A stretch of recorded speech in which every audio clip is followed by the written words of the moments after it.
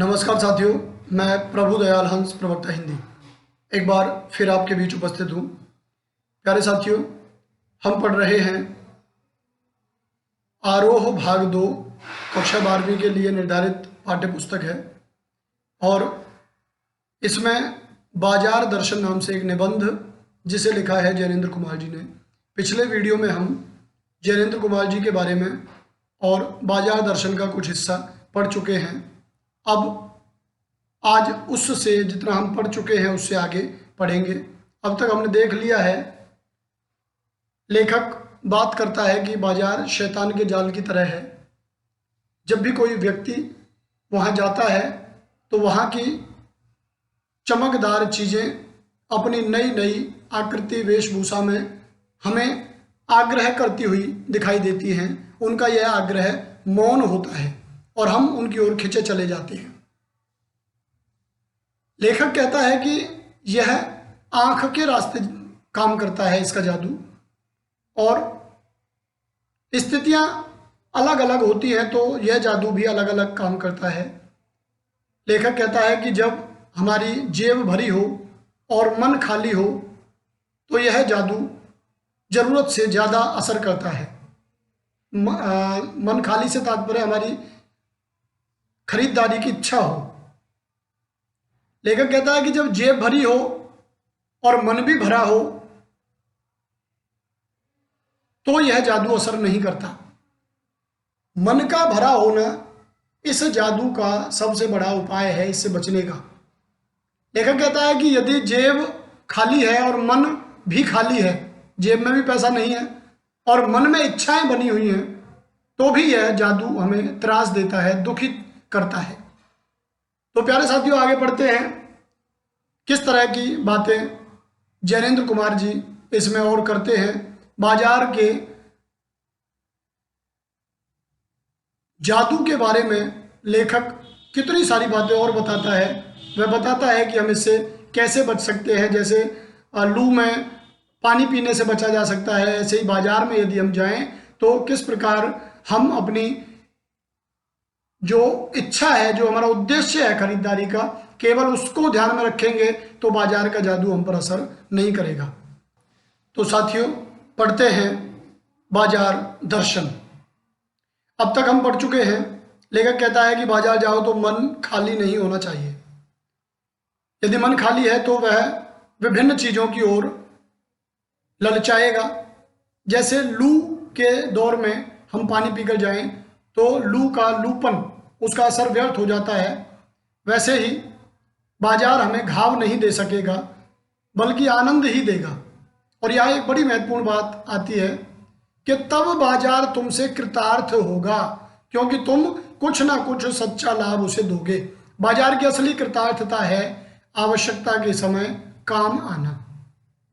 तो ये बाजार की कृतार्थता, उसकी पूर्णता किसमें है, उसकी सार्थकता किसमें है कि जब आप किसी चीज़ के लिए, किसी काम के लिए बाजार गए और वह आवश्यकता आपकी पूरी हो गई, तो बाजार की इसमें सार्थकता है। बाजार का होने का उद्देश्य पूर्ण हो जाता है।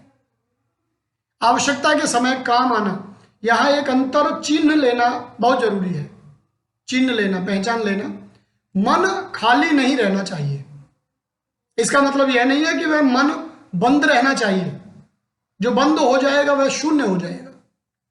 ऐसा तो हो ही नहीं सकता कि हमारा मन बंद हो जाए।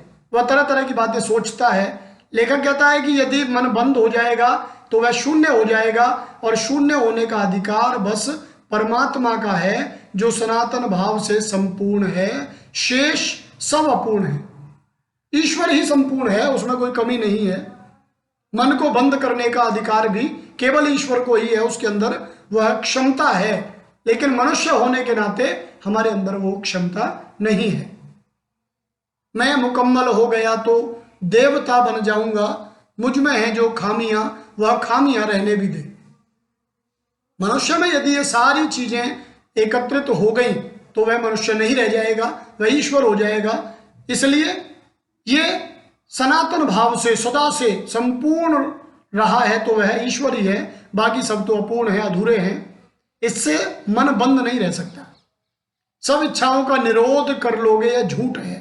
निरोध करना, समाप्त कर लेना, कि आप यदि ये चाहोगे कि आपके मन में इच्छा ही पैदा ना हो, तो ऐसा बिल्कुल झूठ है, ऐसा नहीं हो सकता। अगर इच्छा निरोधः स्तप है, इच्छाओं का निरोध करना, उन्हें उत्पन्न ना होने देना, उनका विरोध करना, उनको दबा देना, उनका दमन करना, यदि ऐसा ही इसका नकारात्मक भाव हो तो वह तप झूठ है। यदि कोई ये कहता है कि इच्छाओं का दमन कर दें, हम इच्छाओं को पैदा ही ना होने दें, वही तप कहलाता है, तो लेखक कहता है कि यह तप झूठ है।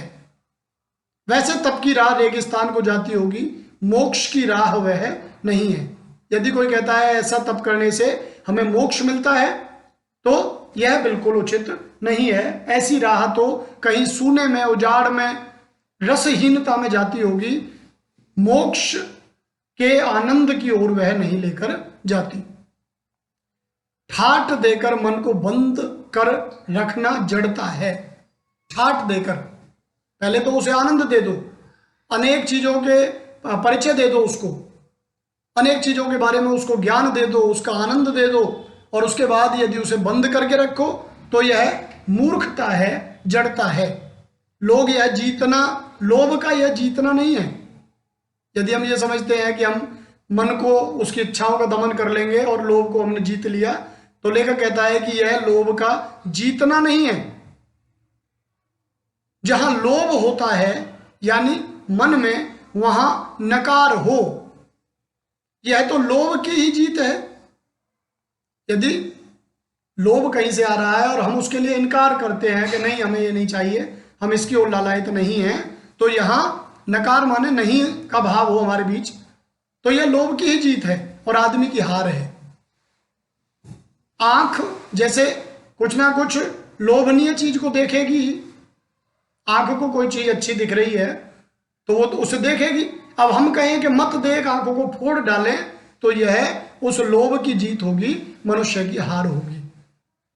आंख अपनी फोड़ डाली तब लोभनीय के दर्शन से बचे तो क्या हुआ? ऐसे क्या लोभ मिट जाएगा? और कौन कहता है कि आंख फूटने पर रूप दिखना बंद हो जाता है? बड़ी महत्वपूर्ण बात लेखक कहते हैं कि आंख यदि फूट गई तो हम यदि ये मान लें कि अब हमें किसी का रूप सपने में नहीं दिखेगा, आंखें फूटने के बाद नहीं दिखेगा, तो यह हमारी गलत फहमी है। क्या आंख बंद करके ही हम सपने नहीं लेते हैं? और वे सपने क्या चैन भंग नहीं करते हैं? इससे मन को बंद कर डालने की कोशिश तो अच्छी नहीं, वह अकारथ है।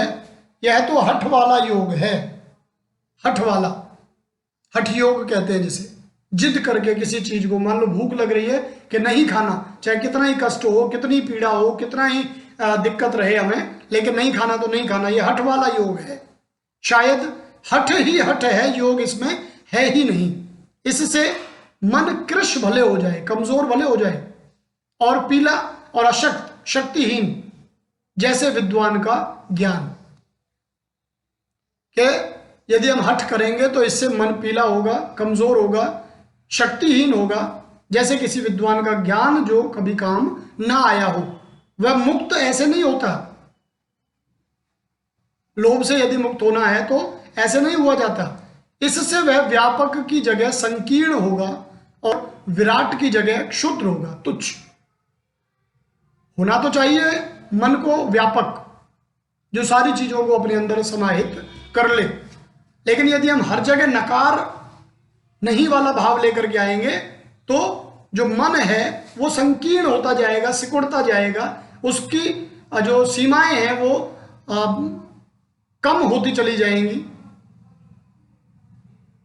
वह विराट होने की जगह उसे होना चाहिए विशाल, लेकिन वह तुच्छ हो जाएगा, मामूली सा बन जाएगा।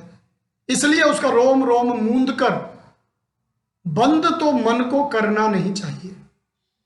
यदि हम मन को बंद करना चाहते हैं कि इसके जितने दरवाजे हैं देखने के, सोचने के, उनको बंद कर दिया जाए, तो हमें यह नहीं करना चाहिए। वह मन पूर्ण कब है? मन तो कभी पूर्ण होता ही नहीं, उसमें तो कमियां रहती ही हैं।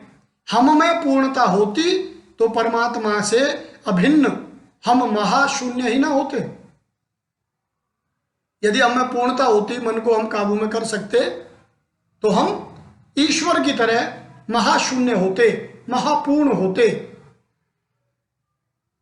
हम उसका ही एक हिस्सा ना होकर के स्वयं ब्रह्म ही बन जाते। अपूर्ण है, इसी से तो हम हैं। मनुष्य इसीलिए मनुष्य है, देवता नहीं है, क्योंकि वह अपूर्ण है। सच्चा ज्ञान सदा इसी अपूर्णता के बोध को हम में गहरा करता है। सच्चा ज्ञान जो है वो हमें दर्शाता है कि हम पूर्ण नहीं हैं।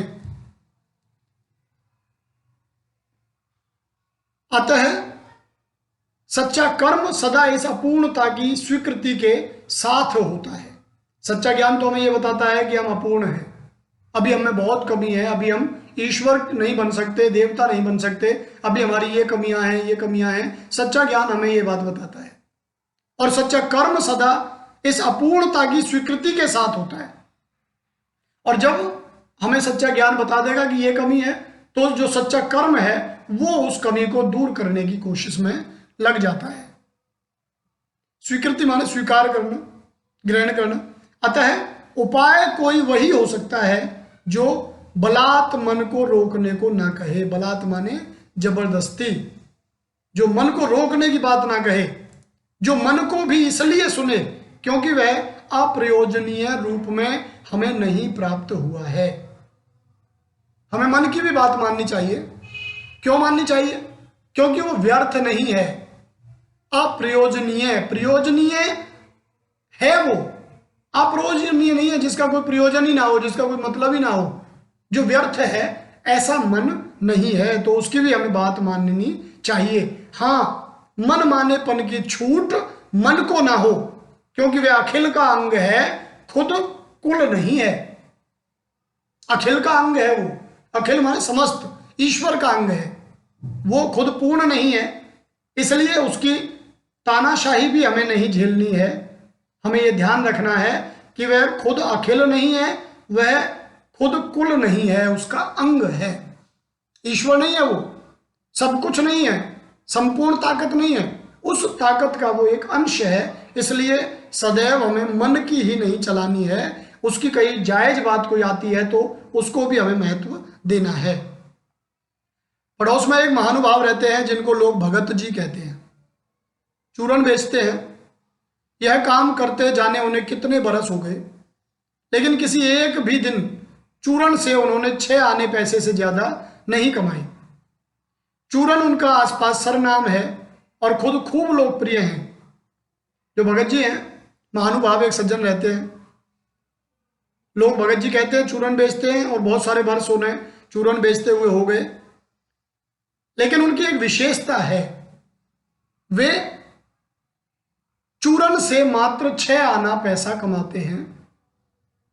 और जब उनका यह काम पूरा हो जाता है तो बाकी जो चूरन है वो लोगों को, बच्चों को बांट देते हैं।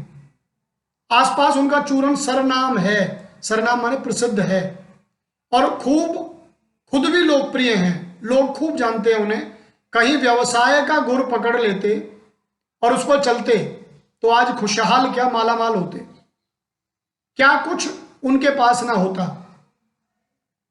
अब लेखक कहता है कि यदि वो व्यवसाय में पड़ जाते, यदि वो व्यवसाय का गुण पकड़ लेते, उन्हें व्यवसाय करना आ जाता, तो ना जाने कितना पैसा वे इस चूरन के माध्यम से कमा लेती। परंतु उनमें यह गुण नहीं आया। लेखक कहता है कि वे खुशहाल हो जाते, खूब धन दौलत कमाते, परंतु उन्होंने किया क्या?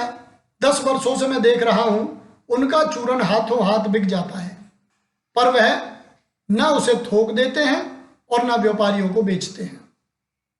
पेशगी ऑर्डर कोई नहीं लेते। पेशगी माने एडवांस, अग्रिम। अग्रिम कोई ऑर्डर नहीं लेते कि भाई हमारे लिए इतने चूरन बना देना, पुड़िया बना देना और हम ले जाएंगे, तो वो नहीं लेते। उनका तो रोज का काम है, रोज चूरन बनाना और रोज चूरन बेचना, 6 आने पैसे पूरे होने तक। बंधे वक्त पर अपने चूरन की पेटी लेकर घर से बाहर हुए नहीं कि देखते देखते 6 आने की कमाई उनकी हो जाती है। लोग उनका चूरन लेने को उत्सुक रहते हैं। चूरन से भी अधिक शायद वह भगत जी के प्रति अपनी सद्भावना का देय देने को उत्सुक रहते हैं। जैसे ही भगत जी घर से निकलते हैं चूरन बेचने के लिए, लोग उत्सुक रहते हैं, इच्छा रहती है कि हम भगत जी से मिलें और उनसे चूरन खरीदें। और भगत जी के चूरन से ज्यादा वे उनकी सद्भावना को देय प्रदान करने के लिए, उनकी जो सद्भावना है लोगों के प्रति, वे उसका उपकार उतारने के लिए, उससे कृतज्ञता जताने के लिए वे उनसे चूरन खरीद लेते हैं। पर 6 आने पूरे हुए नहीं कि भगत जी बाकी चूरन बालकों में मुफ्त बांट देते हैं। कभी ऐसा नहीं हुआ कि कोई उन्हें 25वां पैसा भी दे सके। कभी ऐसा नहीं हुआ कि भगत जी को जितने पैसे चाहिए उनसे 1 पैसा भी कोई ज्यादा देकर उनसे चूरन ले जाए। कभी चूरन में लापरवाही नहीं हुई है और कभी रोग होता भी मैंने उन्हें नहीं देखा है। और तो नहीं, लेकिन इतना मुझे निश्चय मालूम होता है कि चूरन वाले भगत जी पर बाजार का जादू नहीं चल सकता। अब आप चूरन वाले भगत जी और उनका जो वर्णन लेखक ने किया उस पर ध्यान दें। भगत जी चाहते तो खूब धन कमा सकते थे, पर वे संयमी व्यक्ति हैं। कई बार ये बात कही गई है, गऊ धन गज धन बाज धन और रतन धन खान, और जब आवे संतोष धन सब धन धूर समान। के गौधन हो, गायों का धन संपत्ति हो, या गजधन हाथी हो संपत्ति के रूप में, या घोड़े हो किसी पे बहुत सारे, या और रत्नों की खाने उनके पास हो, लेकिन उनसे कभी मन नहीं भरता। जब आवे संतोष धन, जब हमारे हृदय में संतोष रूपी धन आता है, तब सब धन धूल के समान हो जाते हैं, व्यर्थ हो जाते हैं। और भगत जी वह संतोष प्राप्त कर चुके हैं, वह संयम प्राप्त कर चुके हैं। लेखक कहता है कि मुझे लगता है भगत जी पर बाजार का जादू नहीं चल सकता। कहीं आप भूल ना कर बैठिएगा, इन पंक्तियों को लिखने वाला मैं चूरन नहीं बेचता हूं जी, नहीं, ऐसी हल्की बात भी ना सोचिएगा। लेखक कहता है यदि आप ये समझ रहे हैं कि मैं ही हूं वो चूरन बेचने वाला, तो ऐसा नहीं है, मैं वो व्यक्ति नहीं हूं। यह समझिएगा कि लेख के किसी भी मान्य पाठक से उस चूरन वाले को श्रेष्ठ बताने की मैं हिम्मत कर सकता हूं।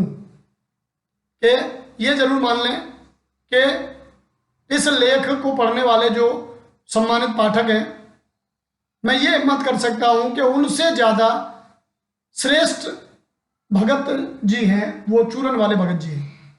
क्या जाने उस भोले आदमी को अक्षर ज्ञान तक भी है या नहीं, और बड़ी बड़ी बातें तो उसे मालूम क्या होंगी। वो कहते हैं कि इतना भी मुझे नहीं पता है कि वो पढ़े लिखे हैं कि नहीं है, तो अनपढ़ होने के कारण ज्यादा बातें तो उन्हें पता भी क्या लगती होंगी। इससे यह तो हो सकता है कि वह चूरन वाला भगत हम लोगों के सामने एकदम नाचीज आदमी हो, नाचीज माने तुच्छ, मामूली। लेकिन आप पाठकों की विद्वान श्रेणी का सदस्य होकर भी मैं यह स्वीकार नहीं करना चाहता हूं कि उस अपदार्थ प्राणी को वह प्राप्त है जो हम में से बहुत कम को शायद प्राप्त है। लेखक कहता है कि मैं आप जैसे पाठक, जो विद्वान पाठक है, उन्हीं की श्रेणी का हूं, लेकिन मैं यह स्वीकार नहीं करना चाहता हूं कि वो अनपढ़ भी है, बहुत ज्यादा पढ़ा लिखा नहीं है, देश दुनिया की जानकारी उसे नहीं है, परंतु उसके पास एक खास चीज है जो हम जैसे ज्ञानियों को, विद्वानों को प्राप्त नहीं है। और वह खास चीज क्या है? वह संयम है, वह संतोष है। अपदार्थ माने भी मामूली ना चीज, जो हम में से बहुत कम को, उस पर बाजार का जादू वार नहीं कर पाता।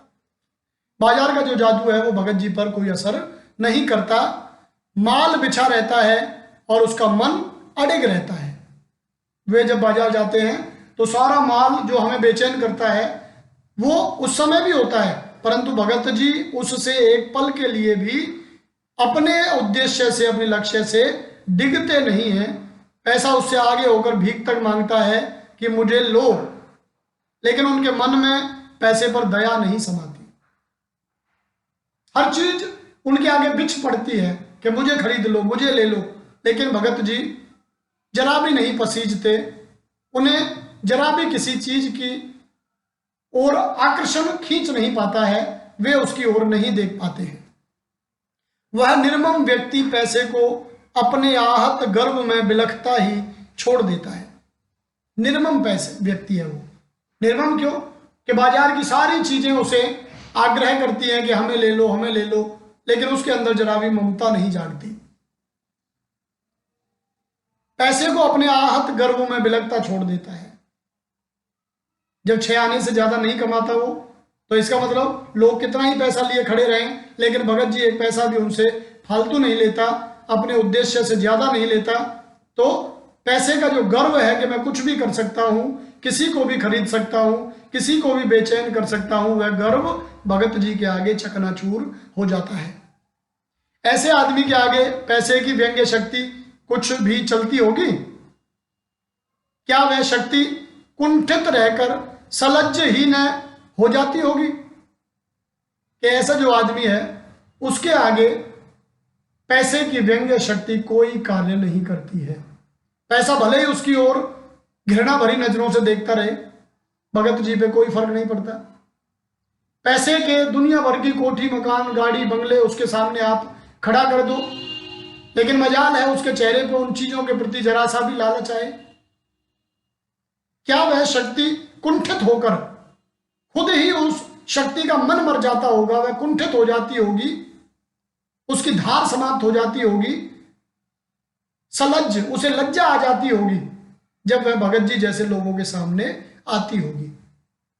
कि पैसे की जो शक्ति है वो भगत जी जैसे संयमी लोगों के आगे कोई असर नहीं करती। उसकी धार का पैनापन ऐसे लोगों के आगे खत्म हो जाता है, वह लज्जा में गड़ने लगती हैं, वे शर्मिंदा होने लगती हैं।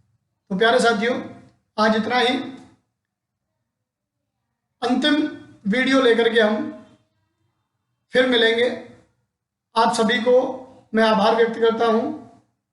आप लगातार हमें देख रहे हैं, हमें पढ़ रहे हैं, और इसी तरह से आप अपने कमेंट्स के माध्यम से, अपने सुझावों के माध्यम से हम तक अपनी बात पहुंचाते रहिए, जिससे हम इन वीडियोस को और बेहतर कर सकें।